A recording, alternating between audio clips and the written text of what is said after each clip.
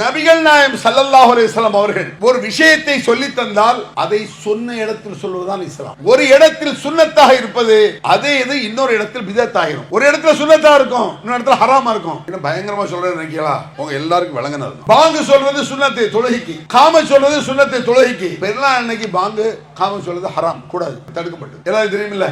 நோன்பு வைக்கிறது ஃபர்ல் ரமலான்ல, பெருநாள் அன்னைக்கு நோன்பு வைக்கிறது ஹராம். ஃபர்ல் எப்படி ஹராம் ஆகுது? சட்டம் அதுதான், ரூல் அதுதான். ஒரு இடத்தில் சரி என்பது இன்னொரு இடத்தில் கூடாது இஸ்லாம் சொல்லும். எல்லாருக்கும் தெரியுற மாதிரி உதாரணம் சொல்லட்டா, அஸ்ஸலாமு அலைக்கும் வ அலைக்கும் சலாம். எல்லா முஸ்லிம்களுக்கும் தெரியும். முஸ்லிம்களுக்கு என்ன, மாற்று மத சகோதரர்களே தெரியும். சலாம் அலைக்கும் பாய் அப்படிம்பாங்க. மாற்று மதத்தவர் கூட சலாத்தை புரிந்து கொள்ளக்கூடிய அளவுக்கு இன்னைக்கு அப்படியே பிரபல்யம் ஆயிடுச்சு. அஸ்ஸலாமு அலைக்கும்னு சொன்னா வ அலைக்கும் சலாம் சொல்லணும்னு எல்லாருக்கும் தெரியும். இது இன்னொரு இடத்துல சட்டம் மாற தெரியுமா? தொழுகையில் இருக்கிய அத்தையாத்துல இமாம் என்ன செய்யற, அஸ்ஸலாமு அலைக்கும் ரஹ்மத்துல்லாஹ், நீங்க எல்லாம் பின்னால வ அலைக்கும் சலாம் ரஹ்மத்துல்லாஹ்னா கிறுக்கா ஒடிச்சிருக்கோம். என்றா லாஜிக் பேசுவீங்களா?